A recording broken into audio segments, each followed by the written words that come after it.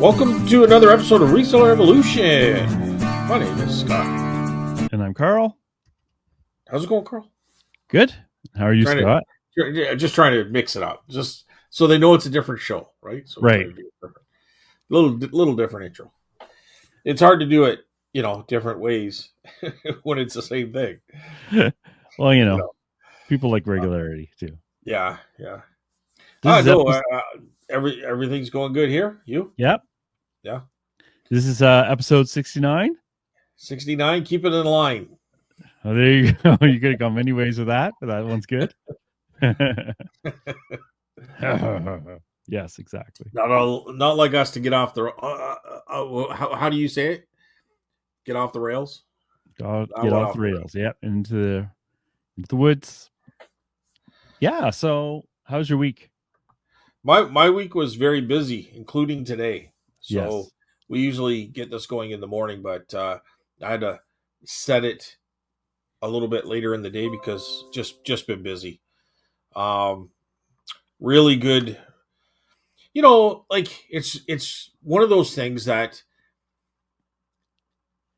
I think every picker has something that they like to pick. Yes. And usually it's something that's hard to find. At least with me it is, anyway. And it's not really a particular item. It's a theme, like a style. It's old, unique, but incredibly collective. And it can come in the form of many, many different things, right? Folk art to anything else. But this particular time, I was not sure what I was betting on, but I was hoping that it was what I was betting on, because it's an auction. You can only, I did go to the viewing the night before, but I still didn't understand how good it was. Right. Does that make sense?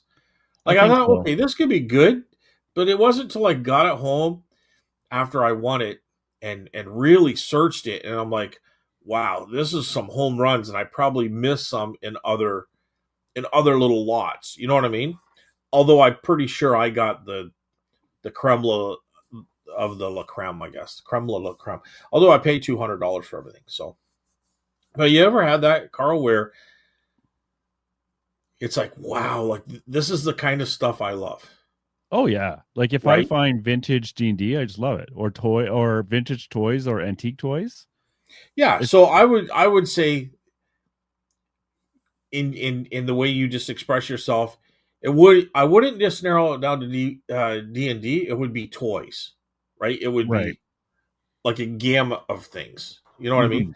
Yeah. Because what I found was vintage, old, good stuff. But I mean, if it was the same kind of thing, but it was in the form of, folk art or something completely different, I'm still going to have that, like, wow, I'm really like that's awesome. I'm kind of rambling on. I should probably just go ahead and say what I got, right? So I'll save that part for later. So this whole auction, the house was filled with crazy, nice, old stuff with some vintage stuff. So this guy probably passed away in his 80s or 90s. His kids grew up in the 60s and 70s. That's probably when they were born, or at least, I wouldn't say born, but at least they were at the age where, they had toys from the late 60s, 70s, including, so they were probably born like early 60s, maybe even like 1959, that kind of thing. So I paid $8 for, and we'll stay with toys for the second here, Carl, but for a box of toys. And I found about a dozen red lines. Oh, wow. Hot Wheels. Now there were some that are beat up. They're missing their wheels. I think there was 3 missing wheels. But I guess there's 4 or 5 that, if they were in really good condition, they're $100 to $150. Yeah. Right? I think there might be one kind of pushing the $200 thing, but in the condition they're in, they're a safe $40. And I'm probably going to put them in the booth like that. But even the ones missing the tires and stuff, I see people allotting them up. They're calling like junkyard red lines and, parts of repair. Yeah. So I paid $8 for this tub. What a weird amount. Yeah. Well, was this from an auction? Yeah. Yeah. Okay. Yeah. So I bought 2. there was two boxes of toys. One, the initial bet is your $4.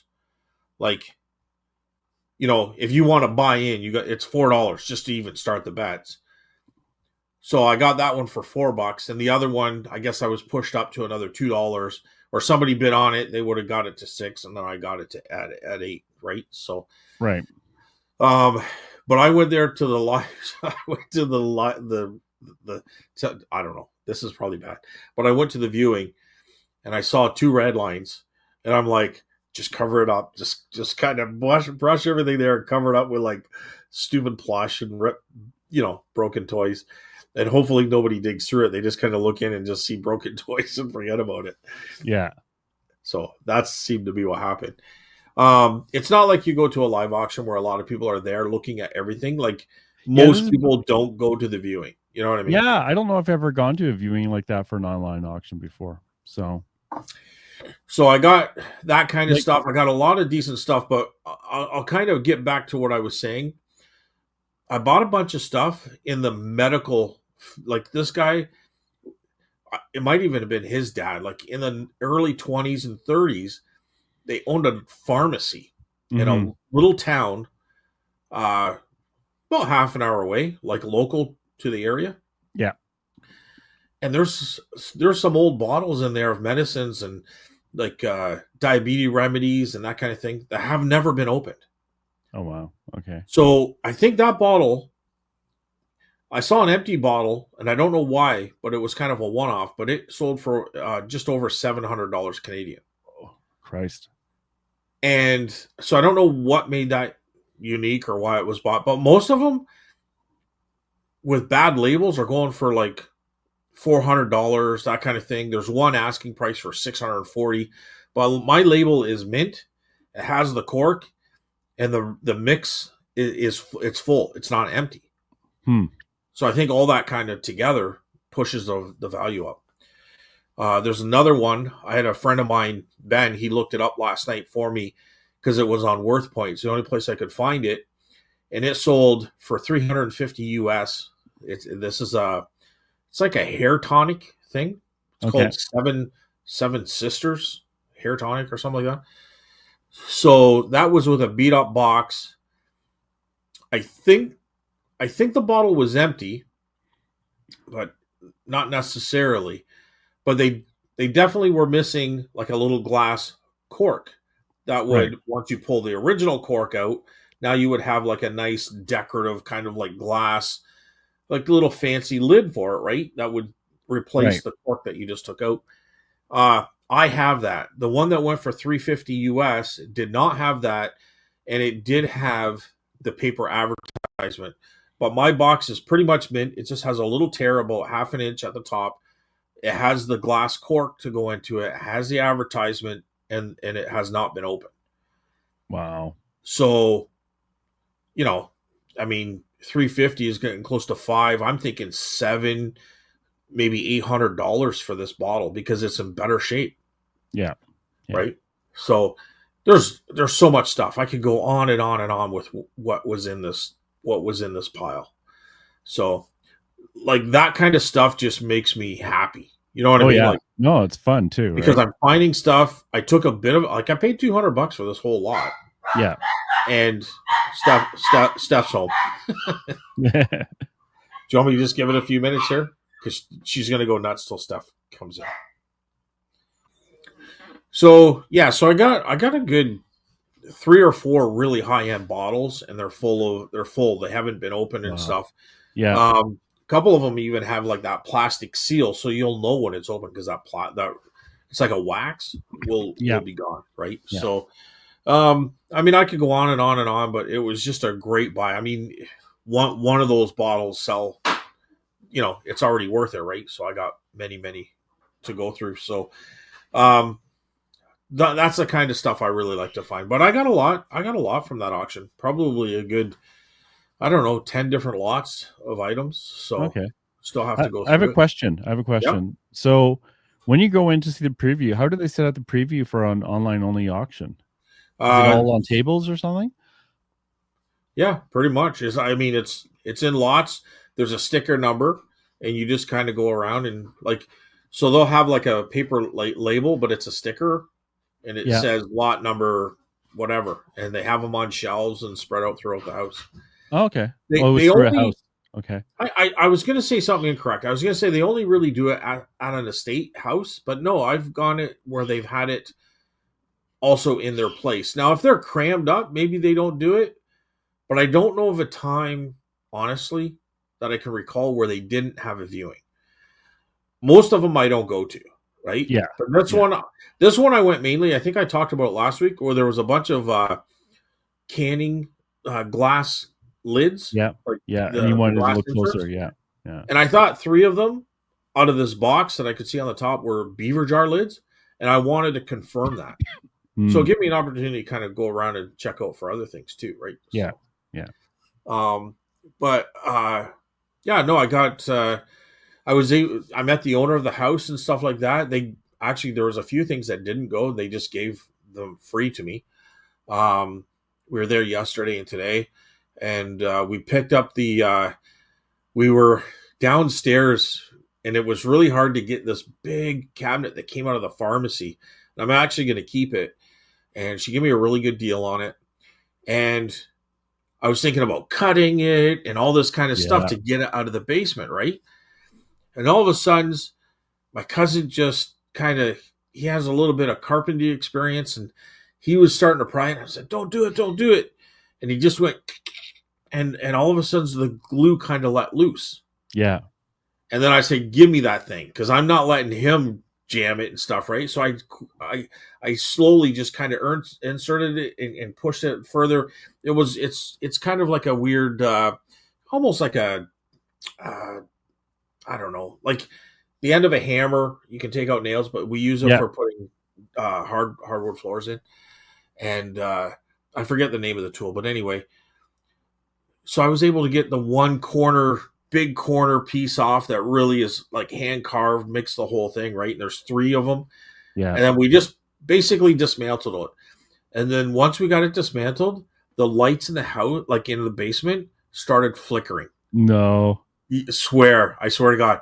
So it started flickering. And I said to my cousin, I said, he's happy we didn't have to cut this. Right? Yeah. The guy Yeah. that passed away.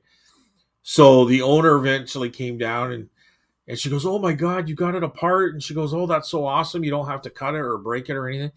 I said, "This is going to be so easy now, right?" Yeah.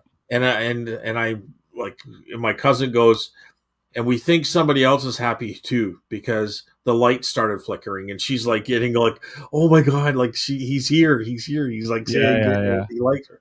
So No, that's she kind fun. of had the same kind of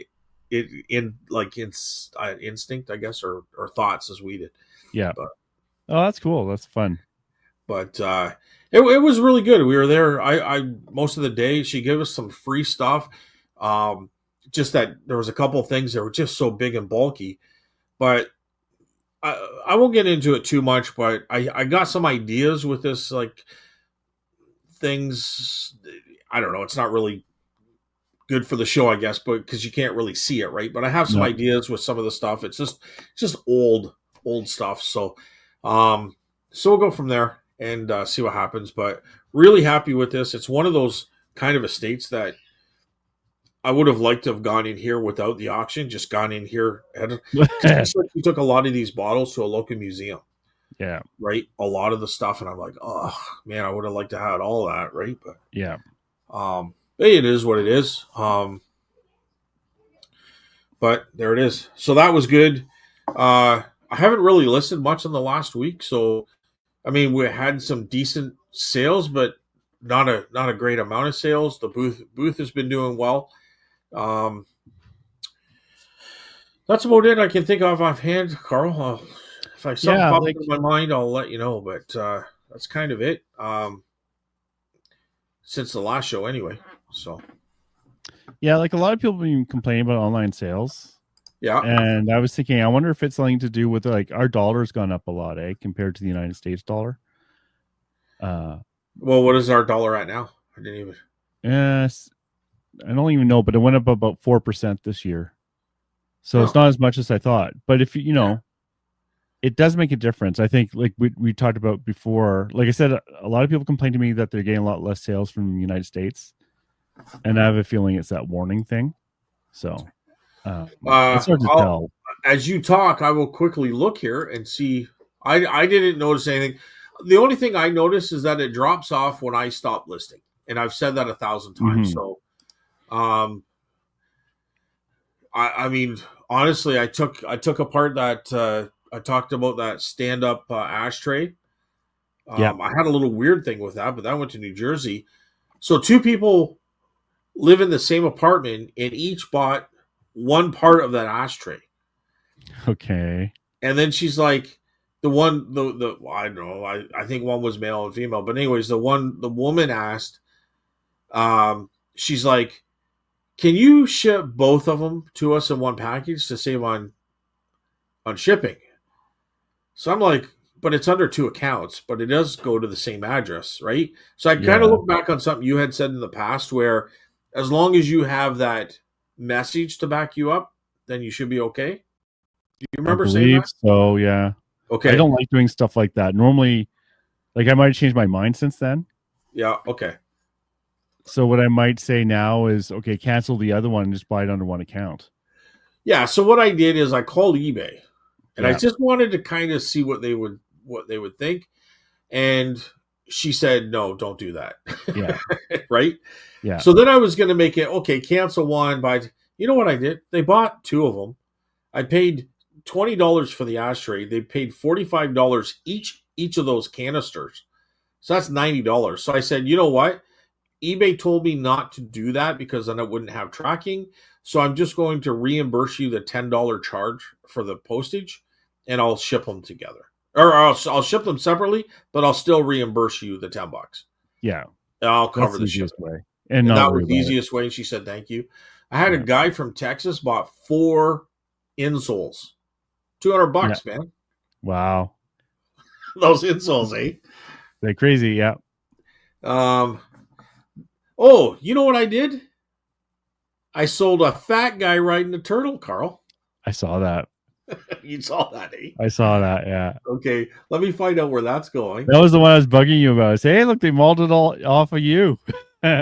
Well, it's going to San Antonio, USA. That's a USA one. Who doesn't want a fat guy riding a turtle? Exactly. I sold another board game. I mean, obviously Indians. Oh, you know what I sold? $165. San Diego Padres jacket. Oh, wow. Okay. That's look at that. I think I started that at $400. Wow. But I brought it down, but $165 for that. Brass plate is kind of cool. The brass one? Yeah, Riggs and Lombard. Yeah. Brass plate. I would never expected that to be $85. I think I had 125 on it at one time. I wasn't sure. And then see the trench art brass ashtray? Yeah, yeah. I had that in the booth for like a year. I put it online. It sold within like 24 hours. Yeah. Sold very quickly. But where did you get the shoes? So you have Jimmy Choo designer glitter flats. That is so outside your normal wheelhouse. I bought it at an auction. So it was an online auction that's local here. And she said in the title, like she put women's shoes including Jimmy Choo.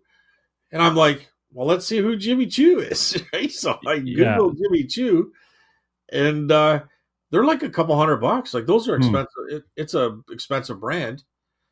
I think I might have had 150 on it at one point, something like that. But I ended up, I think they offered $100, or like I would have put $99.95. I would have put $100. So something. I think she said, "Would you take 100?" So I went in and changed the listing to her $100 offer. Yeah. Okay. And I said yes, because once you start, she's from New York, and she goes, "Oh, I have bought off you in the past. I do not see a repeat buyer here," so she might have been not buyers. No, I bought it from you before. Thanks, lower price consideration. But anyway, but when they buy from the U.S., if she says 100, I don't know if she's saying U.S. or Canadian or all that kind of stuff. But in this case, I think she might have said Canadian, so I put $100 down. But the Soldier for 185. I just got a positive review today on that. Did you see that sale? For what again? First Legion General George Washington. Oh, right, one of the toy soldiers. Yeah, I just kind of glance at them, to be honest, because there's so many of them here. And then there's a lot of toy soldiers. I haven't been listing anything though. The Cloisonne, I think that went to the U.S. Well, went to Los Angeles. Yeah, that one I thought was interesting too. Yeah, I think that went a little cheap. I think I had 85 or 95 on it, and I give them a percentage off. It was as a watcher. That's why it's at 67.96 odd number. What do you see there for a price? $84.95. Okay, so I must have done 15% off or something as a watcher, because that one is I actually got 67.96. So on that, but it's either a Cloisonne or a fat guy riding a turtle, Carl. So when you say Cloisonne, was it like legit Cloisonne? Like yeah. Because there are fake ones out, not fake, but they look like Cloisonne. No, I got this at an auction where there was many Cloisonne. Okay. And they were a collector of it. Yeah. It's an older piece. Like I said, it probably went a little bit cheap, but I'm pretty confident it's Cloisonne. So I'll let you know next week. If the guy complains, there you go. But no, everything's fine. Everything's good. Can't complain. It's just me. I need to list more, right? So I will see if there's any big sales at the booth. $60. Oh, I sold a Snap-on torque wrench for $60. I thought that was okay for the booth, being just a kind of a modernish tool. I think it's from the 70s. Nice. But I don't think there was any big $100 sales. A lot of 35, for a book and stuff like that. $60 display showcase. I think that's from last week. I think I talked about that. So, a lot of little sales. A lot of $20, $30 sales. 5, 10. But just looking over here quickly, just a lot of smalls, right? Like not even smalls, but a lot of under $50, under $40. But so I mean, it wasn't a great home run of a week by any means, but I mean, it's okay. It was okay. I can't complain considering how much work I've been putting into it, right? So well, you've been sourcing a lot too, right? I've been sourcing probably a lot, but I'm really happy with what I'm getting. So right. So the week at the booth was okay. They did something fun that was kind of like they gave us eggs, plastic eggs, and we put candy in, and the kids would find the candy. Oh yeah, and give us back the little plastic eggs, and they're all like young kids, like 5, 6, 7, right? And it's kind of cute, but the damn little bastards didn't buy anything. So so it was kind of counterproductive in a way. Yeah. It was successful though, but it was kind of fun. It was like $180 maybe, something like that, like half as much as the previous weekend. And this weekend now coming up is like Easter weekend. So I don't know if that's going to mean busier than normal or quieter, right? For a long weekend. Yeah, it's hard to say. Probably, maybe it depends on the weather, right? Yeah, maybe. I guess it depends how bored people are. Yeah. But the nice thing with this last weekend though was that outside the people were putting out the tables again. I was able to source stuff. Okay. So it made it up kind of in the way that I picked up good.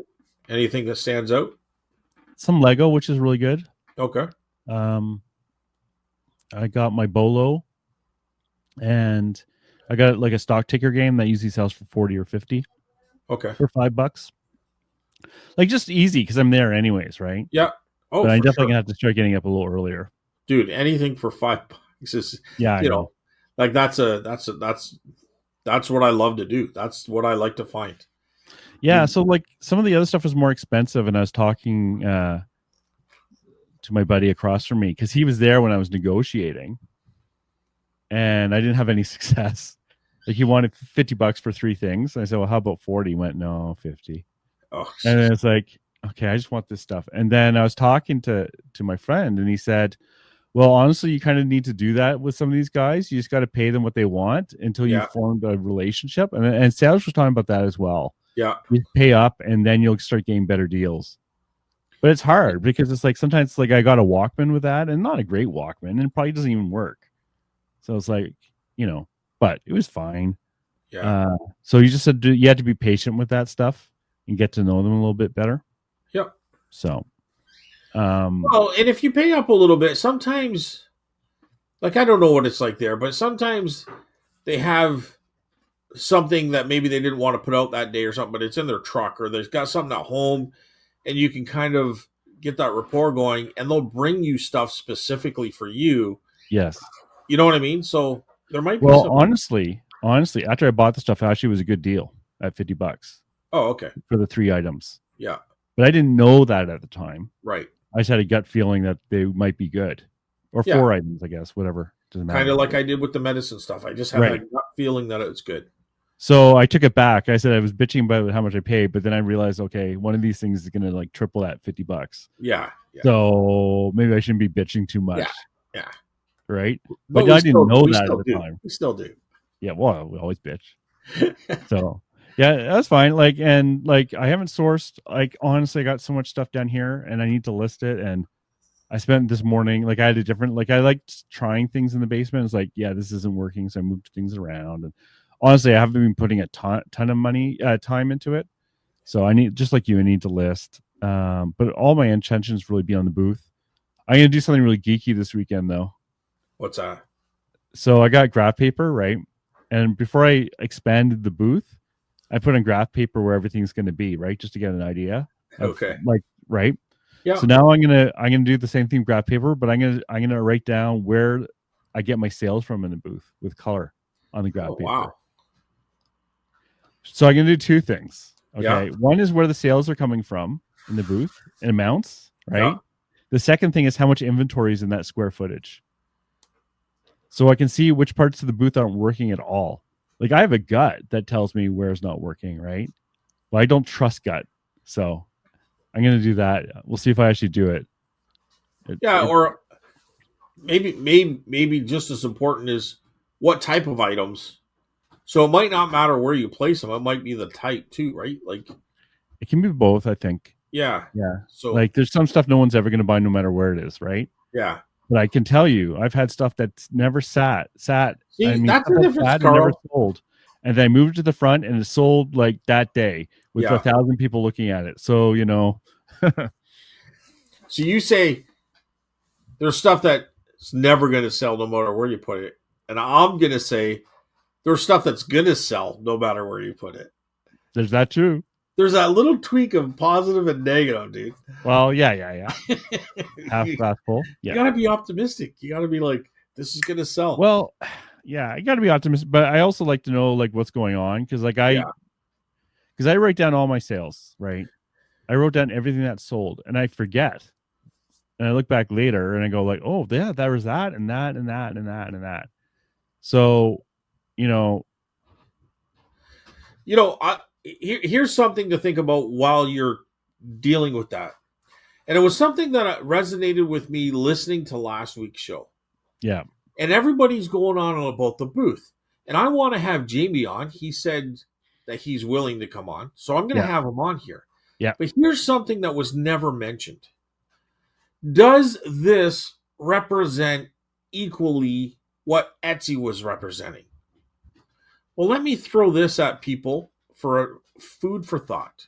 Okay, just to clarify, he was trying to replace his Etsy sales with booth sales. Yes. Right. But you can't replace 10 years of learning and selling and bringing up your Etsy store on that 10th year. You can't compare it to your first year at the booth. No. Because your first year is really learning. You're trying to learn your clientele. You probably don't even have a full booth for the first 3 months, 2 months anyway. right? No, Because no. you're kind of bringing it in and trying to feel it out, Even now, I don't have a full booth. right? So that's going to be something I'm going to kind of throw into that little mix. Like, how can you really compare argumentatively, or I guess I'm being devil's advocate here, but if you're comparing your 10th year on Etsy Yeah, and expecting the same thing out of your first year of your booth, and I'm picking on Jamie here because that was the example, but I'm going across the board here because I also said last week that if you're putting all your good items on eBay, you can't compare that to your booth either because your booth is just picking up the slack, right? So yeah, they're yeah, not going to be the same because you're putting all your good stuff on eBay. Well, the good stuff is going to sell because it's good stuff, right? So yeah. that was kind of one I threw at the Commonwealth Pickers kind of comments. But this one here is like, you do 3 to 5 years at the booth, and then let's see how that is. Do you know what I'm saying? Yeah, no, I agree with that. That's right. I think also the thing he was talking about is he just wanted to not his goal was to replace what he had lost. Right. Not necessarily expecting the booth to do that, maybe hoping it would.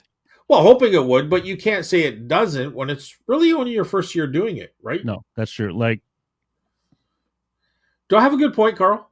yes. Yes, okay. Because I know what you're thinking. How am I going to challenge him on this? But for me, doing my stupid like graph paper and color is yeah, try to bring my math into the flea market a little bit. Like, I'm not obsessing on it. It's just something for me. It's been 6 or 7, no, actually probably 7 or 8 months now, right? I just want to see how can I improve things slowly, right?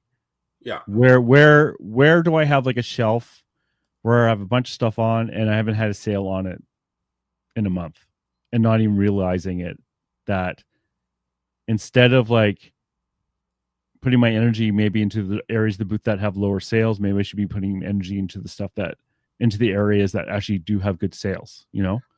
or when it comes to inventory in a square foot, right? In my booth, probably one of the best spots per square foot for inventory is probably records, because every square foot is going to have 50 records in it. I'm just making up Right. a number, and each record sale is $20, right? And, That's and $1,000. and records are a hot commodity as it is. Yeah, So exactly, right. yeah, So that's just like how I should be thinking about it. And then some other areas I might like go up $100 item, but it takes up a whole square foot of inventory space and it hasn't moved. You know what I mean? So yeah. it's like anyways, it is academic, and honestly, I like that kind of stuff a bit too. Well, one thing I kind of do is if I have records and I know record guys are going to come for those records, I'm also going to put my CDs in that area too. Yeah, I'm going to put DVDs that have music concerts in that area as well. I'm not going to throw them in with the horror DVDs because horror guys probably, well, unless it's like a Iron Maiden or something, but for the most part, music guys are going to look for music stuff. So, for instance, I had a Van Halen wood poster. I had $100 on it. It's back when David Lee Roth was the band. And I would put that above the shelf, above the records, and my CDs. So if I have like any type of action figures or like I have some Kiss flags, right? So yeah, 2 of them sold. I still have one left. I had 3, but they'll go where the Kiss records are and the AC/DC records and all that, all my record stuff, yeah, right? yeah. Because if somebody's into that record, they might want that poster, that flag, or that DVD or And it whatever. doesn't take up any more square footage. It's not competing with the records, right? It's kind of enhancing everything, Exactly. So right? actually, so you made a good point there. Okay, so let's pull back a bit for a second. You Sure. said Yeah. CDs. Okay, I sell CDs there too. Yeah, I make a hell of a lot less off CDs than records. for sure. The CDs take up just as much space as a box of records. Well, Honestly, if I do my first little of all, what graph, kind of CDs are you selling to, right? it's rock. It's rock. Okay. Yep. So if I look at the math, it might make a lot more sense to just get rid of the CDs and put another box of records there. If In you that can find records, Yeah, if I had the inventory, of course, it's all about if you have the stuff, right? Sure, But, I really have a tough time finding records where I can justify buying them for a profit because they're usually yeah. overpriced. Well, Like, this is just really an example, right? Like I'm yeah, not obsessing on records. I'm just talking about this kind of concept, right? yeah. Because I have other things that take up a very little room but have high value, right? So I would even go a little bit further than what you're saying. If I had enough records to fill up an entire booth, I probably would. Records are that good, yeah, right? I At don't, least, but yeah, and I'm not talking about a big booth. I'm talking like, my 12 by 18, my smaller of my three. I yeah, would fill that up with at least 50% of records if I had the inventory, of course, right? But I just don't. Like, it's hard for me to find that stuff of course, at, yes, at a price that yeah. makes sense. But in this case, it's a choice, right? Like the records I have there actually are not even mine; they're my buddies. Okay, Yeah, but he could bring in more records, right? No problem. right. And we had those CDs there. So I might say, let's get rid of the CDs. They're taking up too much room, and you can put another box here, and it'll Well, be a better use of the square footage, right? okay. And we're total this is what I love about this show. Like, we can kind of pick it apart, and I'm learning by asking you questions, but I also might be teaching where the reverse is happening. If you're asking me questions, you might be teaching or learning too, right? So let's just kind of like open this can of worms here, Carl. Okay, okay, So if you're making 100% on a CD sale, but you're only making, I don't know what you're making on a record sale, right, that's going to make a huge difference too, yes. right? So if I you could still make sell more on a the thousand records, but you're making $100, right. and they're taking up a whole table and one side of the wall, that's not going to be worth it to you in the long run. Even though more records are selling, you're not making that much at the end of the day because you're such a small percentage. I don't know what your percentage is. Right. You have to look at that too. In this case, the record still would make me more than a CD. Okay.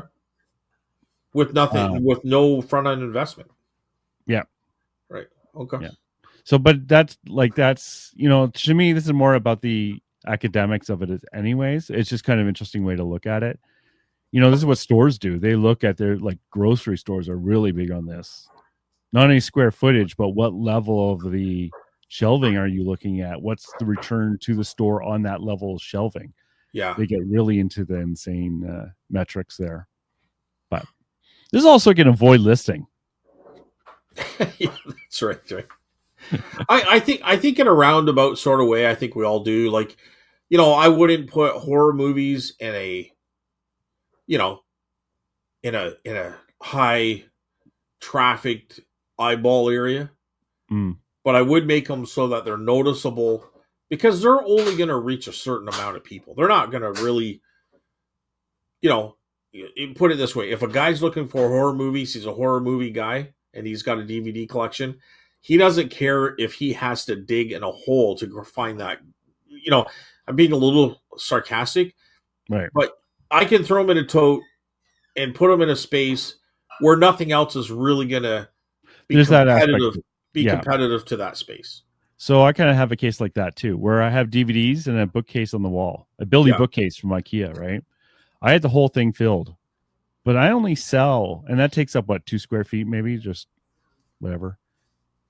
But the fact is, those DVDs, I might sell $5 of them or $10 of them at most on a weekend. yeah, If I took all those DVDs off that shelf and put other stuff there, I probably would make more. It's prime spot, right? I probably make more putting something else there and putting the DVDs, just like you said, in some obscure spot and still sell them, but yep, just make sure that they're not taking up. Because people, like, if someone's looking for a DVD, they're not going to care if it's on the ground or if it's on the prime level. They right. just go, oh, yeah, DVDs. Let me shuffle through this box of DVDs, right? There's no point in them taking up prime spot. Anyways, it's Because just, because kind of opposite of that, I'll have book people, but they will not go on their hands and knees looking for that book. well, yes, yeah, Books have to almost be very. They sell well, but they almost have to be at that eye level. They have to be kind of in your face. You got to be able to read the spine. You know, Yeah. a lot of times I have to lay my books out so that they can see the front cover. You know what I mean? Yeah. Because then it's like Grabs their attention. Yeah. that's what catches them, right? Where a record guy, he'll flip through hours, he'll Yeah. patiently check each Oh, record back and every forth. weekend. Yep. You know, like he's gonna meticulously check out that record, and he will dig for that one record, and he will brag to his friends that he got this record that they're all looking for. You know what I mean? That's how it's gonna go. But books guys aren't really gonna do that. They want something that's, but they'll buy the book, but you have to basically hand it to them. You know, Mm-hmm. right? Yep. Yep. Um, that kind of thing. So yeah, the psychology of that particular buyer is almost as important, I think, as your placement of those items, right? Like that's what's going to determine your placement too, right? Yeah.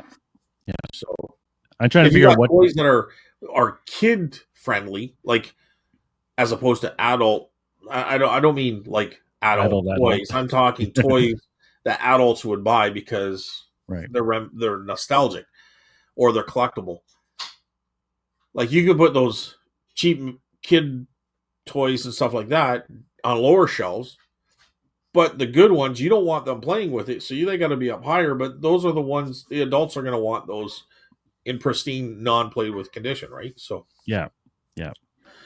Like, I mean, that's a little bit of a simplicity of that, but you know what I mean.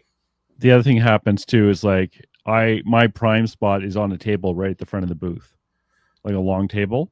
Yep. But I have a lot of cheap stuff on there, so it's selling. It feels like, oh, I'm selling a lot of these things, but really I'm not making any money off of that spot. Right. So I want to actually, even though that stuff is selling, I don't really want to sell it from that spot. It doesn't deserve that prime spot Sure. when it's $1 or $2 toy, right? Right. So now I've only been a couple months now with the double booth, so I don't really have a lot of data yet. But I don't want to interrupt. I just want to stay with that thought for a second. But that prime spot could represent your booth as well. So if they're seeing that as your first item they see, they're going to associate everything else in that booth as being like that. I didn't think of that. Yeah. You know what I mean? So that's an advertisement to your booth as well. Yeah. So just a thought. So anyway, what were you saying, Carl? Oh, that was with the bottom shelves. I don't know what to still do with bottom shelves because no one looks at that stuff. A lot of times what I do with bottom shelves, I think we've talked about this a little bit, or I remember saying this. Yeah. Sometimes board games I put down there, but sometimes your bottom shelf, like especially if you have removable shelves, I will take out the bottom, like not the bottom floor level shelf, but the one just above it, and then I'll place taller items in there so that it's off the floor. It kind of looks better, but they stand up so high that you really look at someone's knees, you can start to see that item just at knee height. You know what I mean? yeah. And then their eyes can go down if it catches them because of the color or whatever. But I wouldn't put like 5-inch bottom shelf and then something else sitting, on top of that. I would take out that shelf that's 5 inches from the floor and now have a 10 or 15-inch gap to set something. Does that make sense? Yeah, no, I agree. Right. If you can do that with your shelving, and you need something like tall enough to meet that criteria, that's not going to be damaged too much, right? Right. Or put something very colorful in like there. Like if I had that room, I'd probably put all my stupid wrinkle dogs down there, right? Yeah, I don't know, are they colorful or not? But well, they grab attention, and they're not. If they get damaged, it won't be that bad, and they're pretty high, and they're low value. So, like that's the sort of thing I put down there. But we'll see if I do any of this stuff. We'll see how busy it is. I put Coleman lanterns down on those lower. Yeah, I had a Coleman lantern down there. Yeah. Yeah, Coleman lanterns. I'll put like sometimes they like galvanized pails or buckets because they'll put that out in the gardens and different things. Yeah. So I'll put those in those places. You know what I mean? Yeah. Anyway, that's a bolo too. I'm not going to use that today, but enamelware, galvanized pails, like grab that stuff. You can usually you can usually, and I say that loosely, because some people want top dollar, but if you can get a bunch of, like, say a box of enamelware for $5 on an auction, grab it, man. Yeah. Because you Yeah. can put $5-10 on each, no problem. It doesn't matter if it's rusted, doesn't matter if there's big scrapes and rust marks on those enamelware. They're going to use it for decor pieces anyways. I mean, obviously, as in everything else, condition, but still, enamelware is enamelware, and they'll use it for certain decorativeness, right? So you'll still be able to get something for it, but at those auctions, you can usually pick up for $5 or $10 a whole box full of that stuff. Yeah. So, Yeah. some of and be careful too. Like, check it out, because some of that, can go for pretty good money. Oh yeah, I haven't really Right. picked up too much. Like I have a couple pieces they're modern pieces, like those casserole dishes and stuff like that. But they haven't really moved, so I'm not sure. I'll have to look at the price on that. But yeah. But yeah, no, everything's going pretty good. Can't complain. Just day by day. That's about it. I'm pretty happy. Said he went to his first garage sale of the year. Oh, did he? Nice. Yeah. I don't think he picked anything up, but he went. I went to a garage sale as well, but it wasn't a true garage sale. It was like a vendor. Yeah. He said he's retiring, but I think the rest Yeah. was all full of shit. I did pick up an old CPR railroad lantern. It's in good shape, no cracks in the glass or anything. I think I can get 65 to 85 for it. I'll probably put 65, throw it in the booth. I paid $20 for it, which is higher than I'd like, but it was the first yard sale of the season, and I had to buy something. You have to buy something. Yeah. Got to buy something. So yeah. So I did hit one as well. Thanks to my buddy Ben for giving me the heads up on it, because I didn't know it was there.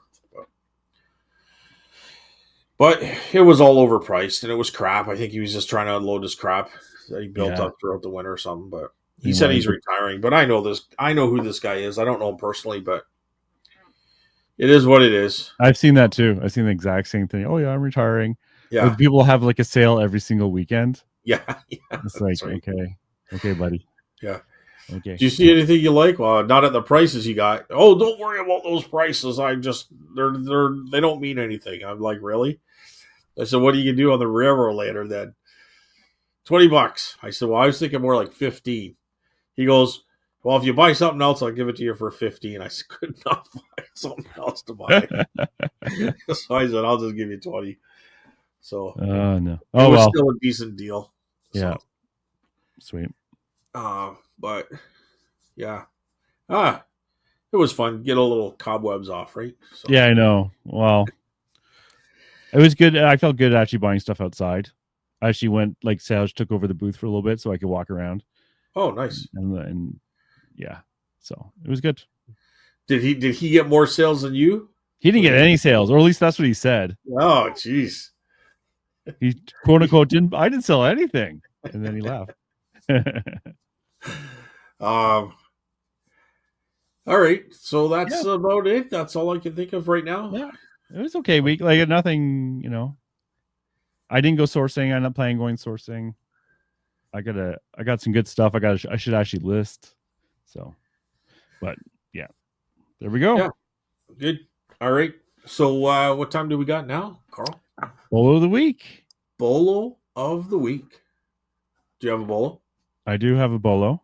Well, my bolo. Okay, so I picked one up. Okay. You're gonna see these all the time. Is WWE wrestling belts. Oh, okay. So, I like doing the stats now. So there's 8,000 on eBay.ca. There's 8,000 listed and 3,000 sold, which is actually a really good ratio. That's almost 1 to 3. So that's actually very good. So there's a lot of them out there, but they are selling. And believe it or not, they sell on, like, when it suggests a range, it's $50 to $200 for WWE belts.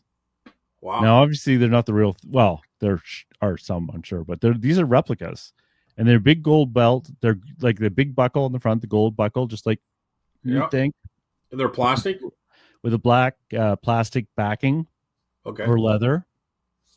And I find them every 4 months, and the reason I did this one is I picked one up on the weekend. But Just are they plastic or metal? Like I it know can they're be both. repos and they're It toys, can be but both. it Yeah, can be both. Oh, it can be both. So if you see the plastic ones, they're going to be yeah, like more $20, maybe $25, right? I yeah. might pick it up if it's cheap enough. I still want out of the booth, but I don't think I got that much So for it. what are they? Are you saying to pick it up for $20, $25, or are you saying that's what you'd No, sell it for? the plastic ones do. Yeah. Yeah. So So if what? you see them for $5, I'd pick it up and sell it for Oh, 20 okay. bucks, right? But there's metal ones. So I know this is great for everyone home, but this is the one I picked up Oh, they're just a on the plaque. weekend. They're not even a belt. Well, this one here is just the belt Oh, buckle. Okay. yeah. Okay, But the that's other cool. ones that actually had the black back, so I'm showing basically a huge belt buckle. This must be about, Yeah, I don't know, 8 inches from top to bottom or something. yeah. And it's heavy. It's definitely not plastic. It's brass or whatever, metal. And so you're gonna, like I said, you're gonna see these. Just be careful because often they have bedazzle stuff on it, and sometimes they're missing bedazzle bits, and that's obviously going to affect the value. But this metal one I have in my hand, it's sold for 150 Canadian just for the belt buckle. Now I'm not sure if this came off a black belt or not. I don't Okay. think so because the way the back is, it looks more like for a belt, but I don't actually know. So Did we'll you see. We'll Google see it what I and get. everything? The Yeah, I maker? did.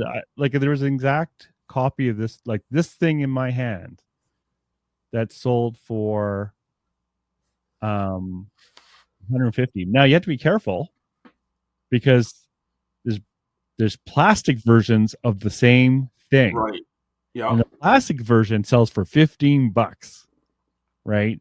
So when you're doing your Google lens, just make sure you actually do have the same thing, not just off the image, right?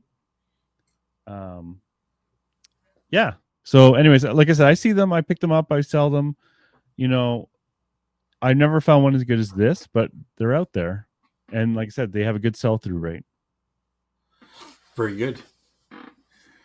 Yeah, I've never seen them out there. Oh, Never well, seen that. that's funny. Maybe it's because I go to like thrift stores more, and there's like a lot of the kids ones. Yeah.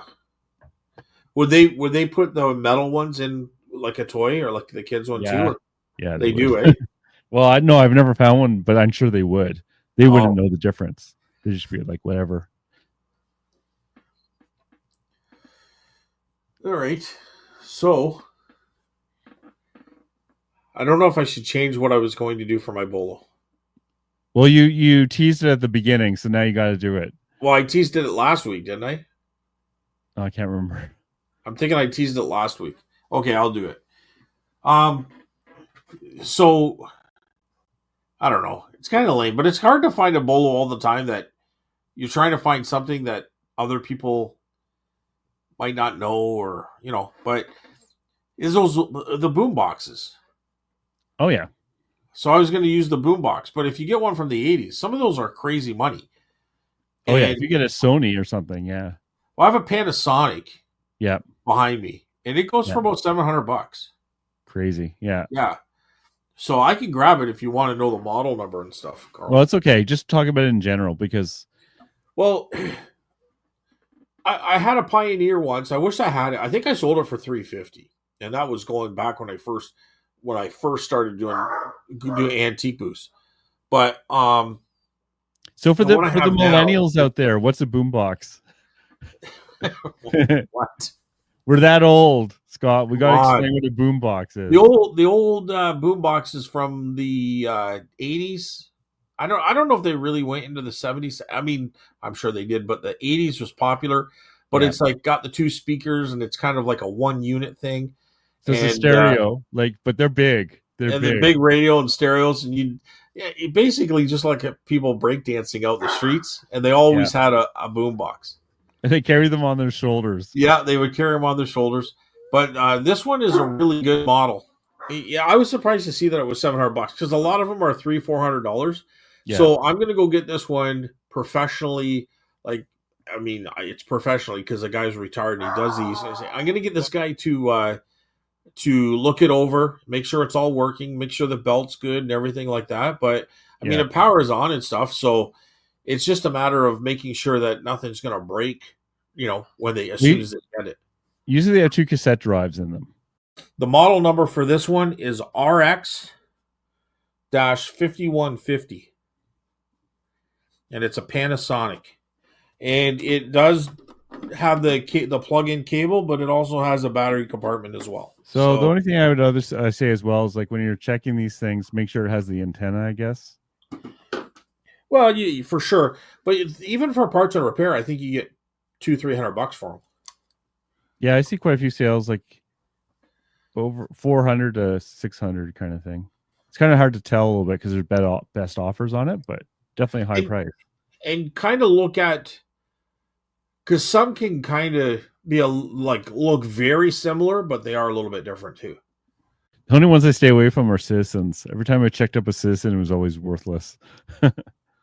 Well, I mean, Sony you can't go wrong with, but Panasonic seems to be good too. So, yeah. But there are differences when you look at them really closely here. I'm going to go to sold comps. There's a parts only, 334 and 322, 167 parts only. So I don't know. Some might power on, some might not power on at all. Okay. 628. Oh, Stranger Things. So maybe this was on Stranger Things, and that's why it's very popular. New belt. So is this what you were talking about? Like, is this what you picked up at the auction? No. That you were talking about? Oh, no. Okay. This is at the yard sale where the guy goes, "Oh, that's a great deal," and I said I'm going to start. I had to start running to my truck, which I didn't really run. There's one here, same model, rebuilt mint NM, near mint, I guess, Panasonic. But anyways, $1,674. Wow. But that's rebuilt. But I see two here. I see one for 767, 697, 628. Those are Canadian dollars. So I'm going to get mine cleaned and checked over to make sure it's all working well. Japan retro, 445. So I think $450 is a no-brainer. And you could ask up to $750 Canadian. Yeah.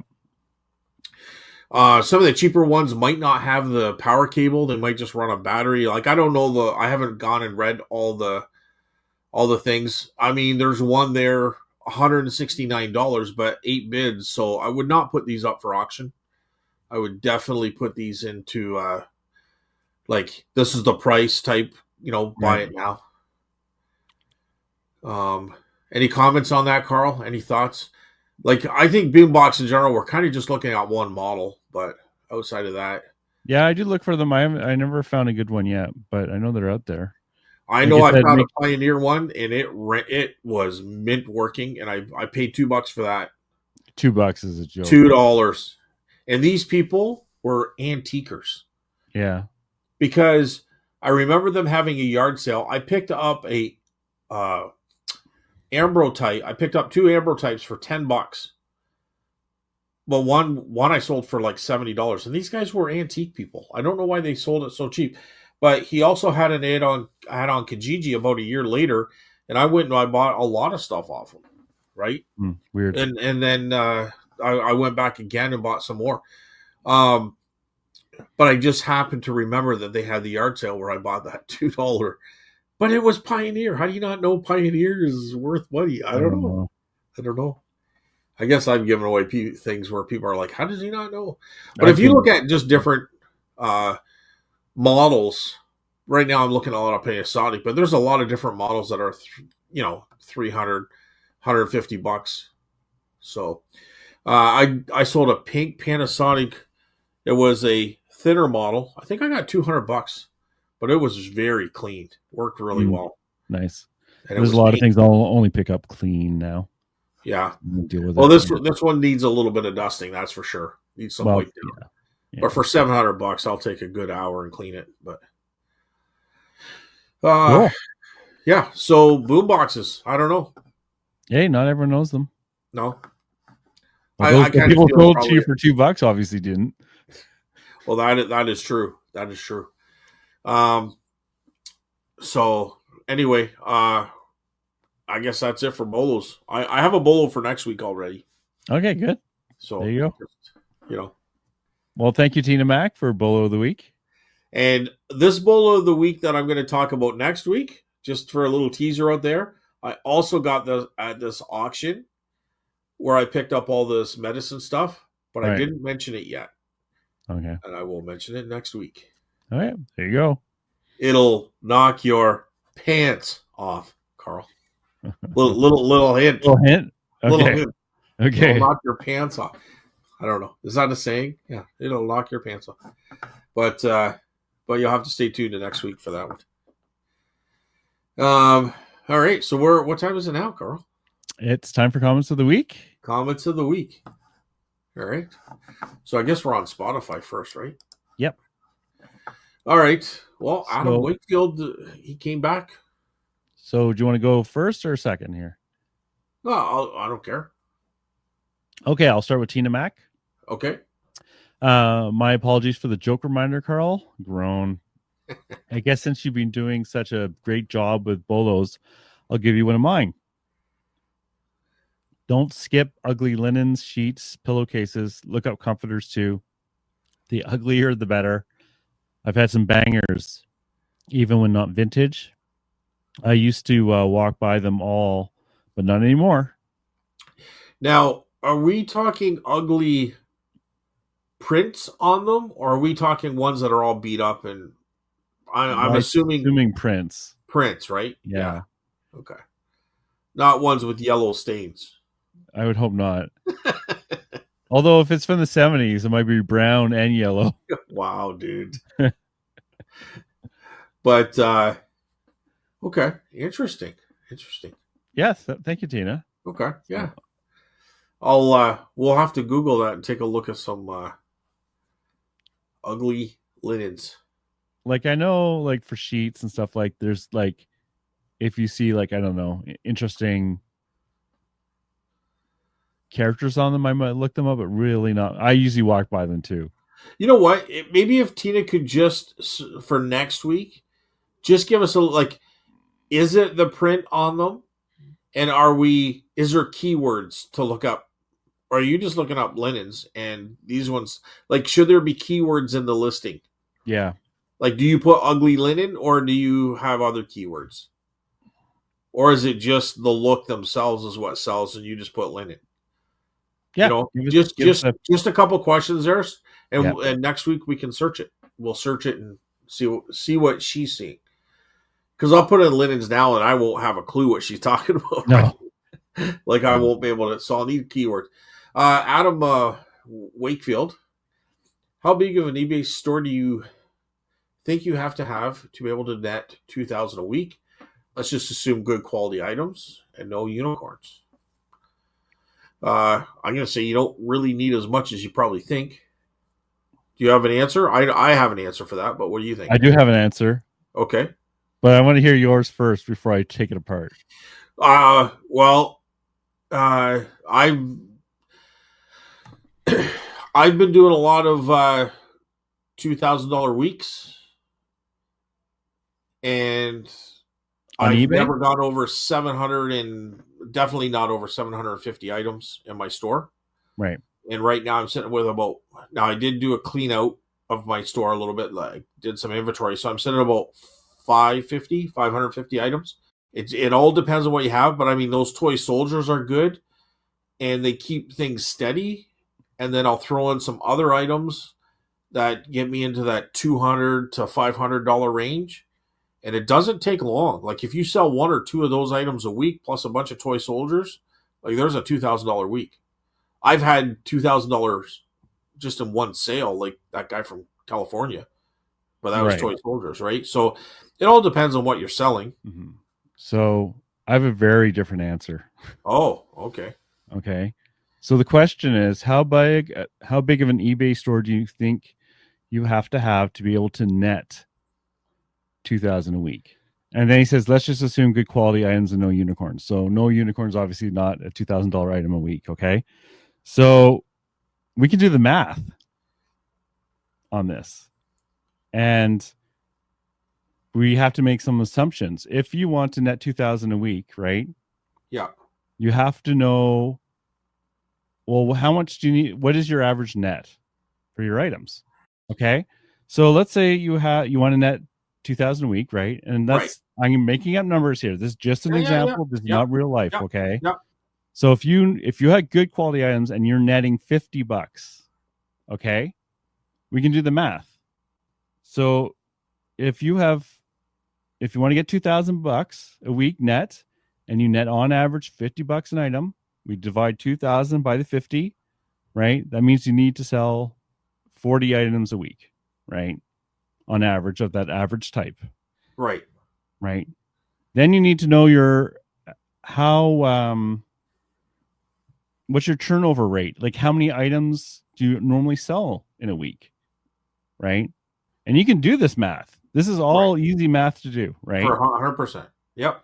So I'm just making up another number that you sell on average 5% of all your items in a week, which is actually really high. Mine is much lower than that, but we're just for the sake of math, I'm saying 5%. Okay. So if you had 100 items in your store, you're going to sell 5%, which is 5 items, right?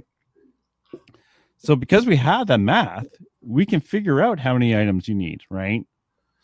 So if we're trying to figure out how many items you need, and the average net is and we know you need to sell 40 items, and you sell 5%, we can do the math. So what you do is you take your percentage of items you sell a week. This gets really nerdy now, okay? Which is 5%, which is 5 over 100, right? Which is 5% times that unknown number of the items you need in your store, right? Equals 40. That's the math formula that you use, right? So because we have 5 over 100 times X, which is how many items you need, equals 40, we can figure out that X equals 800, right? So X equals 4,000. So 40 times 100, the denominator, and then you move over that percentage, which is 5. So the 4,000 divided by 5 equals 800.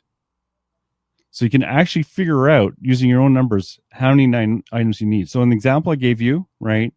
Yeah. Where you're netting $50 an item, and you want $2,000 a week, and you have a 5% turnover, you would need 800 items in your store. Okay. But that was only part of the answer. Right. Because you would also want to know how much gross items you have in your store. So for me, okay, my average net is 50%. Slightly less, but for easy math, 50%. So if I sell something for $100, on average, I'm going to net $50, right? Yeah. So, we can take that 800 times the 100 gross that you have for the item, and I would need 80,000 gross in my store to do that. So using what the math I gave you, we know you would need 800 items in your store, and the gross value of all the items in your store would have to be $80,000 for you to net 2,000 a week. And of course, you have to be able to list 40 a week because you're selling 40, and source 40 a week as well. Right. So you can actually, and I can do all this math with my stuff because I've done it. Right. Now, my numbers are pathetic, and I need like 20 billion items to do it, right? So that's the answer. If you actually want to know for sure what you need. I saw the question a different way. Yeah. I saw it in that how big do your store need to be? Yep. And you need 800 items according to me. Yeah. I add that calculation. At the calculation. I kind of rounded it, like if you're selling average is 100, so now you're down to 400. Right? Like if your net is 100. Right. Yeah. Average net. Yeah. So I kind of read it differently than breaking it down to that kind of stuff. I read it more like as a whole. So how big of an eBay store do you need? Well, like technically one item. You know what I mean? Can Why do would it be that. one item? If you could sell one item a week, that covers and gets you net for that's kind of where I'm saying. Well, that would be the unicorn he's talking about. He says no unicorns. Well, is a car a unicorn? I know guys that sell a couple cars a week. You know what I'm saying? Yeah, but So, we're talking about like an average person. We're not talking about someone selling cars. Carl, this is what I'm saying. I'm breaking it. I'm breaking it down. How big of a store do you need? This is the way I perceived it. You perceived it in a very mathematical way. So my personal opinion, Adam, is that the size of your store doesn't matter. It's the items and the value of your items that matter to get you to the 2,000. That's all I'm saying. Carl, you can say whatever you want. Then we're going to move on. Oh, thanks. So the size of your store isn't the question, isn't the issue. It's the value, return on investment to get you to that 2,000 net. That's what you have to look at. That's all I've ever said. I don't know. Carl's going to say something different when we're moving on. No, I didn't say anything. We're done. No, sum it up, because I already summed it up. I said do the math like we did, like I told you to earlier. So okay, what are we? Thanks, Adam. Oh, we'll start with Dawn. You're welcome, Carl. I can't even remember what she's talking about. Oof. Sorry to hear your booth results, though. It all depends on so many things. Actually, I'm not upset with really the booth results. It's just like now I have the math. I can know where I am and where I want to go. But if I didn't know the math, then I wouldn't know where I am. I answered your question. I don't think it's ever a matter of it being worth it, not worth it overall, just like any business model. I'm not sure what she means by that. Like my value I get out of the booth is social. And I've been pretty clear on that. So which I think she's agreeing with us in what we said. Sorry to hear about the results, which I don't think you're doing bad there. It's just you want to be able to do better, which is just going to take time. Like you've only been there for a quarter of a year. Yeah, and half of that, like more than half of that's being a small booth, which wasn't even full. Yeah, and there was a couple snowstorms in there. Yeah, ice storms. Yeah, like it takes a while to build up a booth, just like it takes a while to build up a eBay store too. Like, I don't think it's ever a matter of being worth it or worth it overall, just like any business model. Yeah, I'm not sure what she's saying there. Like if I wanted to look at it, my booth in terms of like money making, the answer would be it's not worth it because I'm making way less at this point. At this point, yeah. Right. Yeah, at this point, I'm making less than minimum wage. I probably make like $1 an hour or something stupid.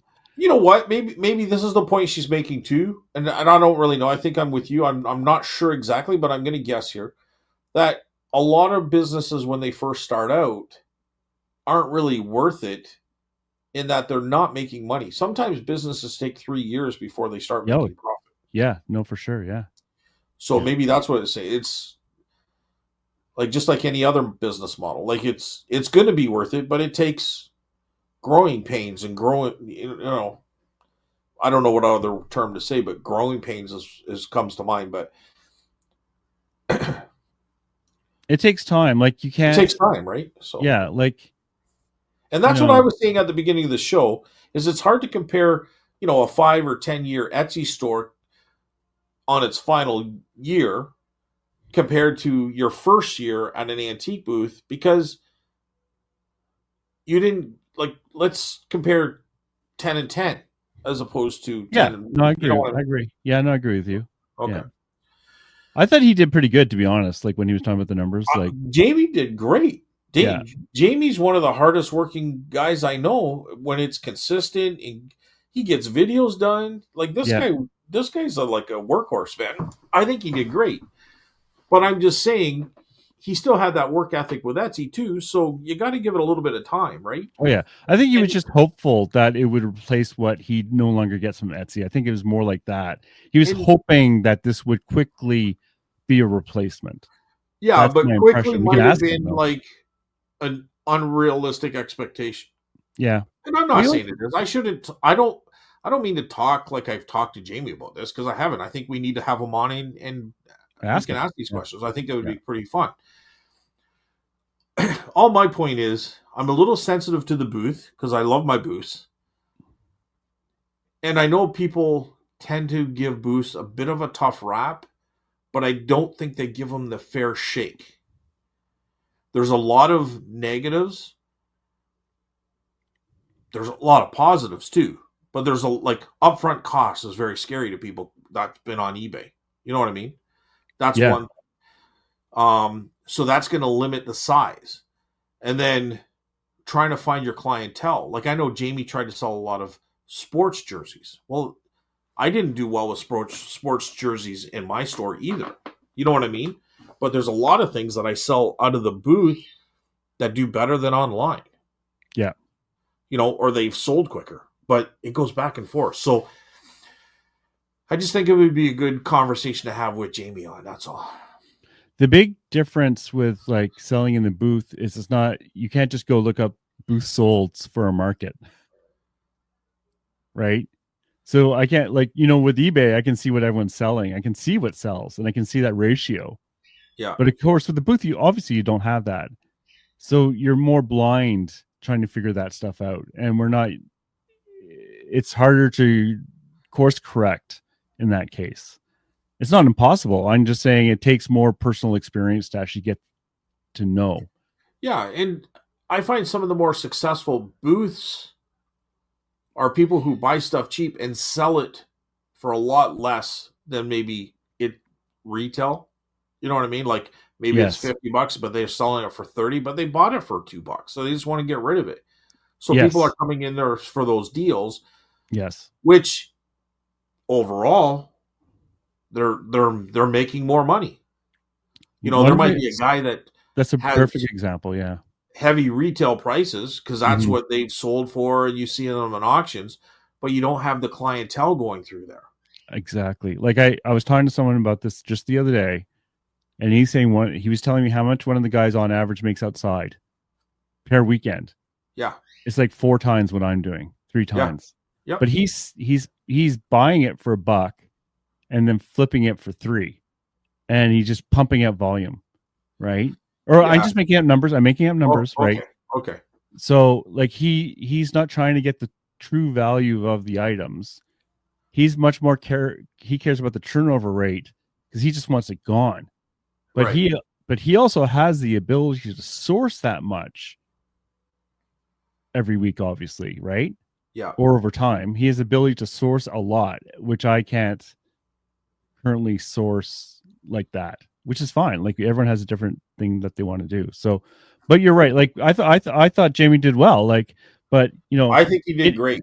you have the 100%. dream, right? Like when you get the booth, you have the dream of what Yep. you're going to sell. Yep. And then you put a bunch of stuff in there and sometimes like the stuff you think is going to move sits there. And the other stuff you think no one's going to buy, everyone wants that. And it's a shock because it is different than the eBay world. Not completely different. I'm not saying that. Yep. But it is a different market. So we'll have Jamie on because it'll be interesting.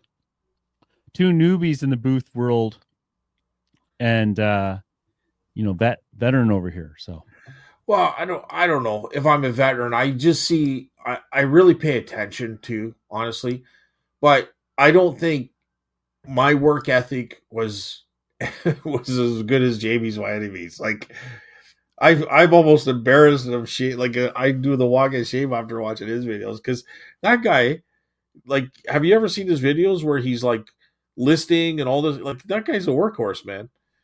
oh yeah. Right? So I'm just amazed what you do too, right? Like I spend half my day playing video games, man. I can pick till the cows come home, but it's Well, it's the other I can pick too. It's the other half. right. Like yeah. I could go a whole week without sleep if it's all about picking the barns and stuff. But I mean, if when it comes down to listing and consistency that way, Yeah. and that's 50% of it, dude. Like Right? when Adam and 50% Chris important. say they love listing, I'm saying, who the hell are these people? Yeah, like, Right? oh Can I my just have god. like 10% of that? Because Yeah. I like sourcing, but I get frustrated if I go out and don't find anything. That can put me off. But And I will say this too, because I may counter it. There are times where I do enjoy listing. Like if I'm in a good mood, I got the right vibe going, and I got right, something in the background, I can sit there and list for a few hours, no problem. it's You know so what I sweet mean? when that happens. It does for sure. There are times where I do enjoy it. There are times where I don't enjoy it, but I still do it. But it's not. I'm very easily distracted from that. You know what I mean? Because it's like, oh well, I'd rather go look at the fish and have a beer. You know what I mean? Yeah. You Like for know? me, as horrible as it is, the things I list the best and the most and the quickest is new and packaged stuff. Well, yeah, There's for well, sure. no, that's it. It's like Yeah. that's just like the stuff that's the least interesting is probably the stuff I list the easiest because there's no thinking and no work, and you get a lot listed for high value without a lot of work. I, I So, in I general, am really looking forward to these remedy bottles. These, like, I just want to see what they sell for. So I'm looking forward to listing those, but they're close to the new in the box, to be honest with you. yeah, the only issue like those would like you don't have to test them, right? No. The only issue with the bottles is trying to come up with a price. Like I'm not Yeah. saying that's hard. I'm just Yeah. saying you have to do a little research, right? It's not like a UPC code that you just scan in No. and you can No. see, right? Right. It's not a Well, lot more work, but there's more work there. Yeah. past experience and advice I'm giving myself is to shoot high and bring it down. That's usually good advice when you don't know for sure. Yeah. Because you can't up it after it's sold. And the other option came to me of doing like an auction, but I don't know if I could describe it properly. Or I think a given value is going to give it more credibility than a description. Like I don't know. It's hard to say. Auctions are really like I don't do them. The only time I've done them when it's like I really don't know the value of something. I really don't. I think it could be a hit. So I put a high starting bid on it and just see if there's any action. And Yeah. so far the answer's been no. And then I drop the price. But that's the only time I really use auctions is for that rare occasion. And I'm going to throw this out there. And this is a who I consider a mentor. Like it's someone that I cherish for their years of experience and knowledge. And something was said to me that sometimes people with deep pockets that really don't care what they're spending, they're collectors, they're wealthy, what all this kind of stuff. Sometimes say they're looking for art. They might put art over $1,000. So they don't want to worry about the stuff that's below that because that's not in their anything below that is not what they're looking for. They're looking for, and I'm just throwing out numbers because I don't know. Maybe $1,000 is cheap art still. I don't know, but I'm just saying what he's saying is that there's people out there that are looking for things that are high priced because they don't want to look at all the lower stuff that's not of interest to them. They just want to start right here at this price, and anything over that is kind of the cream of the crop that they're looking for. I can see that. Like Which is an interesting way of looking at it because we're always looking for the let's get the lowest price for the sale, but sometimes that's not the best strategy when it's your unicorns maybe, or you know what I'm saying? when I click portrait miniatures, right? The price for portrait miniatures can be as low as $100 maybe Yeah.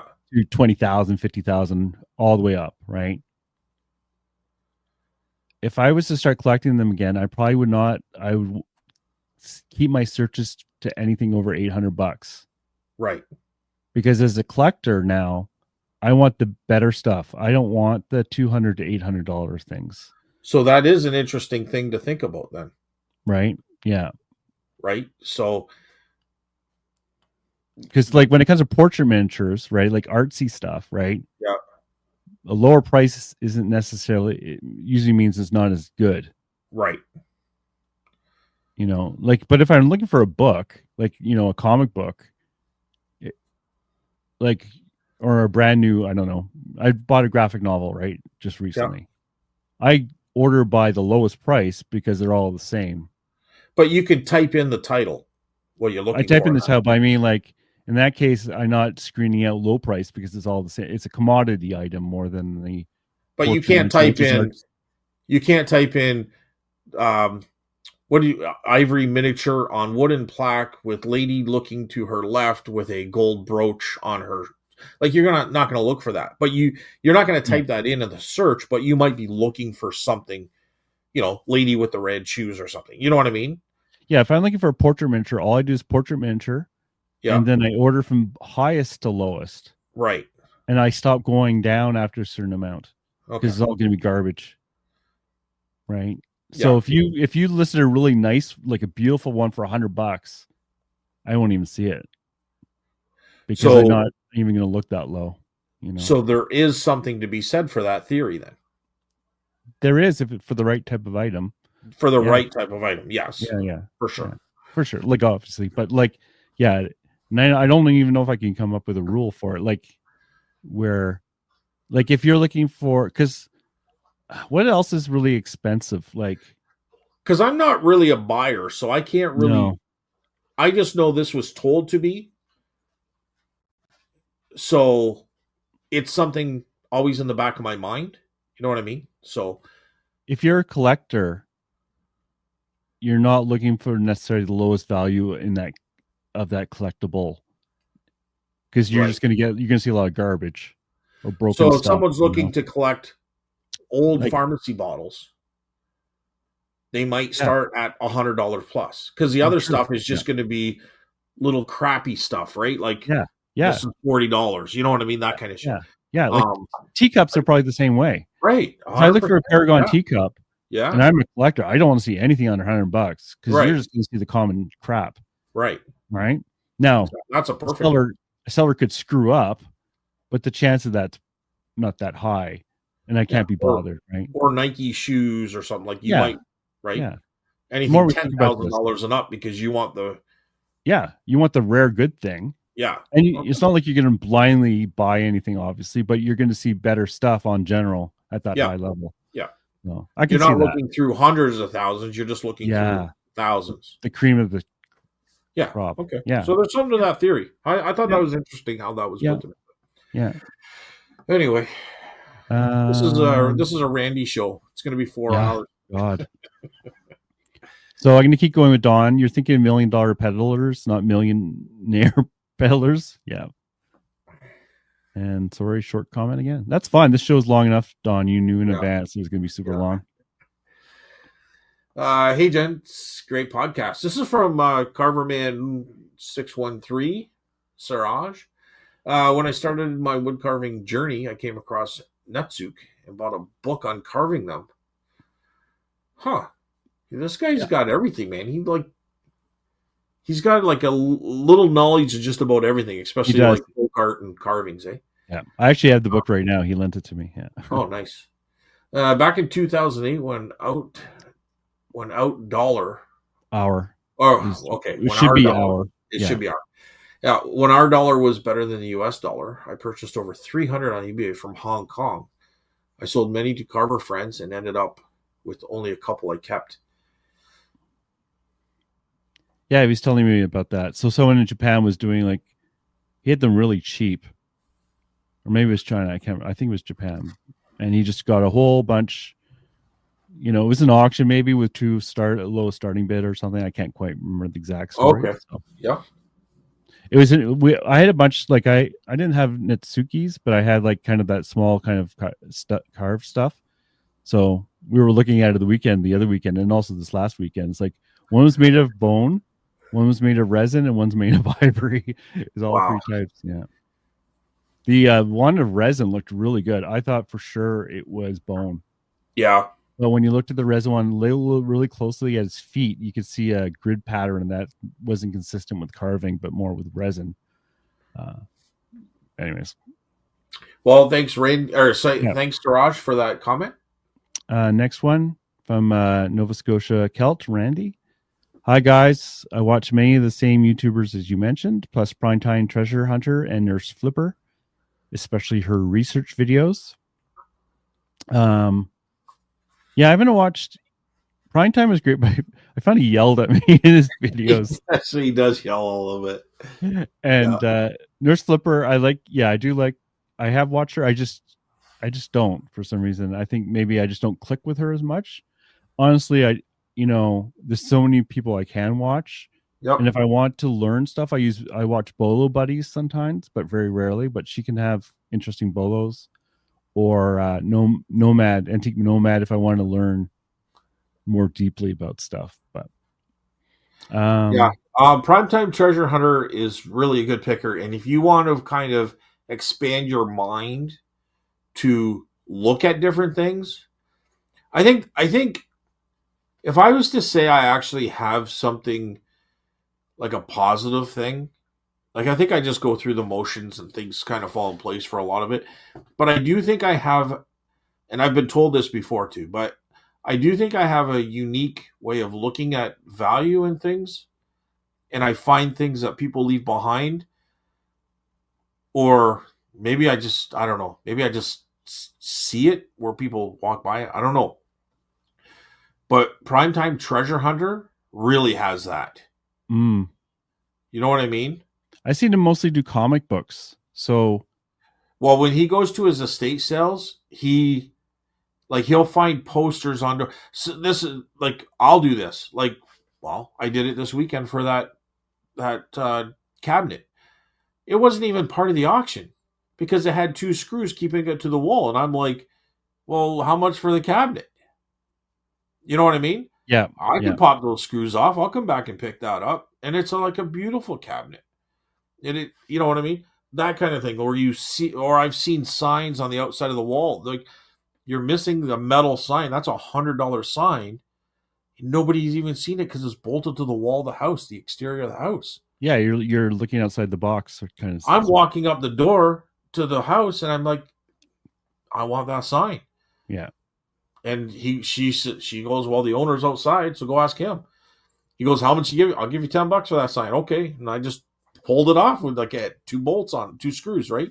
yeah, Like, and you find things in attics, and you find different things that maybe people just they're Carl the lazy reseller. I don't know, but they're they're not going and digging in the drawer or in the boxes. that's what I was gonna say. You're a digger. Yeah, My buddy Ben, that guy, dude. If you're looking for like a little diamond that fell out of a ring, that guy can find it. Like he'll rip up the rug if you let him. Like he'll look everywhere, man. That guy, wow.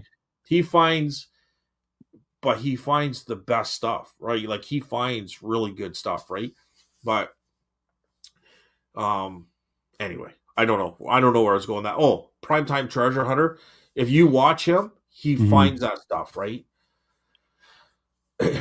So I that's why I go to these auctions because I'll pick up the crumbs. I'll pick up the stuff people aren't seeing because they're blinded by the bling, and I pick up the box of the other stuff, right? You know what I mean? That kind of stuff. Does that make Yeah. sense? No, it totally makes sense. Yeah. Yeah. So like I've picked up old like 1980 computer poster. How does nobody want that poster hanging up there? Right? And I think I Yeah. sold it for 75 or bucks or something, but you get it for nothing. Yeah. That kind of Yeah. stuff. Yeah. No, no, that's the stuff you're really good at too, is right. It's like everyone has their little things that they're really good at as well. Like I've always said, with Craig and Rick is really good at seeing things that I think have no value, but it's like a 1980s artist done piece and stuff like that worth hundreds and Right. hundreds of dollars. He's really Yeah. good at seeing those things when I might just walk on by, right? Someone else might be really good at looking at like plates and seeing the really good plates. And I'm like, I Right. don't want to look at plates, right? Well, So you with your saucers and cups, like I can't do that. Like yeah, to me, they just look like cups and saucers. yeah, But I know enough to kind of like, okay, if it's in my face and I do a quick search, I can kind of get an idea. But you're more in tune with that. Yeah. Yeah. And then Right. all this, a lot of this comes with experience too, right? Like Sure. when I first picked up Paragon cups, I didn't know the difference between a $20 one and a $200, $400 one. Right. But now I'm 80% or 70% of the way there just looking at the cup. I might still have to do that 30%, but I'm most of I the know way. there's one And if thing it that was, I'm way. I know there's one thing that I'm way better than you at though, Carl. Skylanders. yes, of course, you're so good at that. You know I what's can pick funny? up Skylanders like This is like a 5-year-old joke of when I first came on the show. It so was like bad, eh? Skylander. And the funny thing is, I don't think I've picked up a Skylander in 4 years. Really? I don't see them anymore. Oh, I I see the cheap just ass for the ones. audience, I'm being very sarcastic because Yeah, he's being sarcastic, right? Carl wrote a book on Skylanders. I have a book over there on I know Skylanders. you do. I know. Maybe I hundreds of told you you dollars, should man. sell it. I guarantee you make money on it. You know, Guaranteed. like I said, I like toys and I like unique toys. That's what I like, right? Like that, like you already mentioned, the Dick Tracy, the blank over there I have, Yeah. right? Yeah. Like that's the stuff I like, where they're all worthless except for this happens to be this one that's valuable. I like that stuff. Anyways, what were the hell were you talking about? Oh yeah, look, we each have our own thing. Just my opinion. Back to Randy. Just my opinion, but I think most of the people complaining about reselling started during COVID and they were spoiled. Oh yeah, like I started in COVID and I was spoiled. It's like this is the best thing ever. My favorite combo: no work and lots of money. Yeah. Dude, well you agree because you actually said it, but eBay's probably the easiest and best it's been. Like they've really Oh, the software is streamlined so much better. Yep. their Yep. system. Yep. But Yeah. like I'm completely so happy with the way things are, like reselling wise.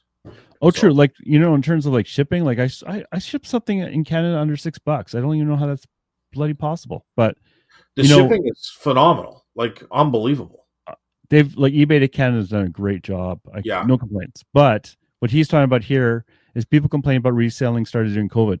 Yeah, and they were spoiled. Yeah, it was a spoiled time because things went for more money than they do now, on average.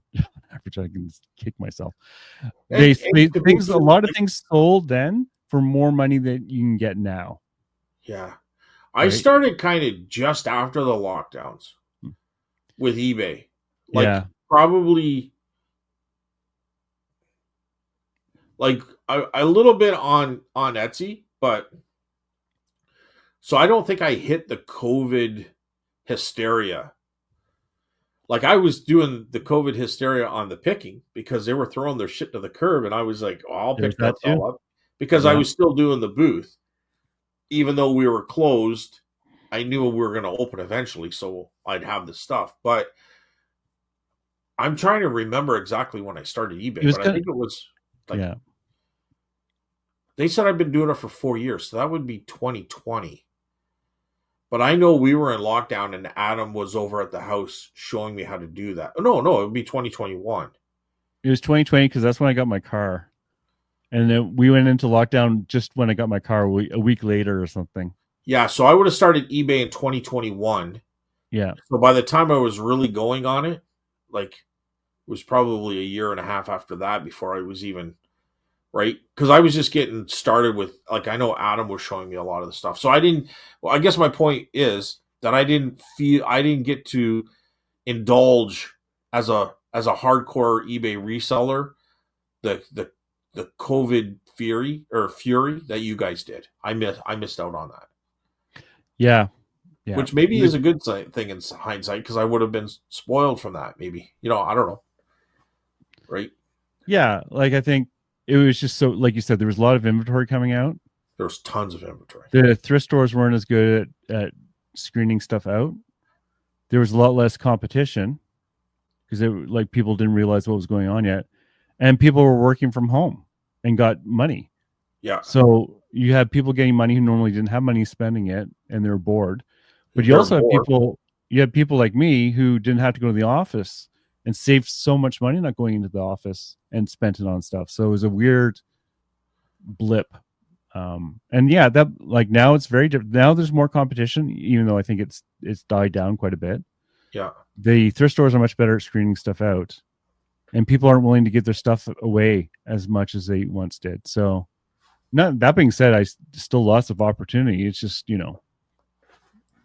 I think our biggest hope now is actually there's going to be less competition from people like you and me who've just given up and just not doing it as actively, right? So I just, yeah. All I care about is the people that sell badly and poorly, like represent eBay poorly. Those guys go. I don't care about the other people. I just want the people that are bad sellers, like, to go no matter what. You know what I mean? Like, well, I agree with that. yeah, that's. I mean, as far as picking is concerned, I don't have a problem right now with volume and picking stuff. Like, to mean good stuff, because the other stuff just goes in the booth and it sells too. So, um, but anyway, The other big thing too, like he's talking about people complaining about reselling. yeah, The other thing too is if you're Canadian, I think there has been like it's not like you can't sell things to the United States and you're not. I just think like I said, I've heard it from quite a few people now that they feel that there's been an abnormal slowdown of selling to United States, which might be true because of the warnings they give them about having to pay duties. But I'm not quite sure yet. But I haven't experienced that at all. No. And we went through my solds. I haven't listed in a few, like maybe even a full week by now. So what I would expand on that, like, doesn't this time of year typically go slow anyways? Like, That's what if you makes it look more at your difficult. past, Yeah. right? Like, everybody's got to blame something for it, but there are lulls, even at the booth. Like, there's better months than others, right? And sometimes you just hit a lull. Like, I think I've been hearing, oh, this week's been bad or whatever, probably since January. But if you look at the end of the months, like, they're actually pretty decent. You know what I mean? Like, Yeah. you know, Yeah. I'm just saying what I've heard. yeah. I haven't been selling enough to actually know. But I'm just saying what I've heard people say. So I think the other thing, I haven't heard that, and I'm not experiencing that. So, no. But I'm not really talking to a lot of people either. So that I think outside of you, I'm really not talking to anybody that's selling on eBay right now. I think it's a little early to tell too. Like, yeah. Like, I haven't talked to Jamie for a while, and he seems to be doing okay.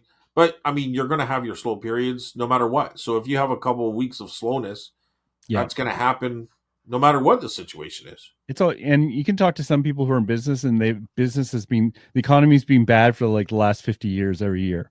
It's like, dude, I've met those 100%, people, right? 100%. Like, I love those guys about the economy, and they're like, bear market, and this is horrible. We're due for a collapse. 10 years later, he's going to get it right eventually. I know. He's this hero that predicted it, but nobody's looking at the 15 years before that he's been predicting it. Or the end of the world, right? Like, I've heard like real estate's going to crash every year since I bought 35 years ago. Like, eventually they're going to be right. But it's like, if you had listened to that 35 years ago, you would have missed out. Yeah. Gold's up a lot, but I've heard that from gold people every year for 30, 40 years too. Gold's going up every year, no matter what is happening. Silver's going up. Even when it went down, it was going up. What is it? $5,000 an ounce or something? Yeah, exactly. So, or 50,000. It was some really crazy price. Gold bugs love gold, Yeah. Funko Pop's going on up. That's all I hear. Anyways, now they are not willing to do the hard work. I never was willing to do hard work. Carl, you don't seem to appreciate Scott's jokes. Well, usually at the end of 2.5 hours, 3 hours, I'm like, let's put this to bed. I'm done. You're gonna really enjoy this one. Oh man, one comment left there for you, Scott. Our buddy, Norfolk County boy, Thrift on Fire. We'll have to get him. We'll have to get him on here in the next week or two. I'll see what his availability is. I'm always game for a chat. Okay, so anytime, boys. So Jamie will come on. Thrift on Fire. Check out his YouTube. Very consistent. He does well with his picking and everything else too. He's not really a competitor. Like he's far enough away not to be a competitor. Like he kind of picks the other end of town. You know what I mean? That kind of theory. Mhm. But we do cross paths every now and then. Like maybe there'll be a town wide somewhere or something. But we'll have to get him on here to find out what's going on. So. It's kind of funny, but I'm kind of glad like Craig and Rick are in Toronto and you're over there. Why? Because we can talk about everything. We don't ever have to worry about competing with each other. Oh, yes, for sure. Right. Yeah. It always is in the back of my mind a little when I talk to people, right? So, I do envy the consistency of Jamie though. Like that guy's very, very consistent. I mean, maybe he just comes across that way. I don't know. Maybe he's got his wife listing. I don't know, but he does seem to be very consistent. So what time is it now, Carl? Not saying it because it's not true. I do have a joke. I've been waiting for this joke all week. Okay. And you say, like, we live in a great country, eh? Canada, eh? Like we're, Yep. Yeah. I love Canada. Yeah. You say a. A. Yeah. Okay. Well, anyway, this great country of Canada's a like. Do you know how Canada got its name, eh? No idea. Eh? Okay. Well, I'm going to tell you. I'm going to tell you how Canada got its name, eh? Hey. So back when they decided to name Canada, they're like, well, let's make a big production out of it, eh? The guy says, yeah, let's do that, eh? He goes, well, let's how do you want to do that? The guy goes, well, let's get a hat, eh? And he goes, okay. And he goes, we'll put all the letters in the alphabet in this hat. And then we'll draw the letters and we'll come up with the name of the country, eh? And the guy goes, that's a great idea, eh? And he goes, I agree, eh? He goes, well, so they get all the town folk, they get all the country all together, and they bring out this hat full of the letters of the alphabet. The guy goes, that's a nice hat, eh? He goes, it sure is, eh? He goes, well, let's pull a number out. And he goes, I'll do it, eh? And he goes, okay. He goes, pulls out a number or a letter. He goes, well, what's the first letter, eh? He goes, the first letter is C, eh? The guy goes, the second letter is N, eh? They're writing it down. And he goes, what's the final letter? He goes, the final letter is D, eh? Canada. There you go. Did you hear that one before, Carl? I kind of guessed where it was going, but it was all good. That was getting a little bit carried away with the ace, but somebody's got to, know where we're coming from. That's right. That was a good one. Yeah. So that's how we got our country, eh? There we go, eh? All right. That was a good way to end it. All righty. All right. Thanks, everyone, for the comments. So that's about it. That's all I can think of. We're here every Friday, Spotify and YouTube, audio only. And have a good week, Carl. Have a good week, everyone. See you next week. Bye, everyone.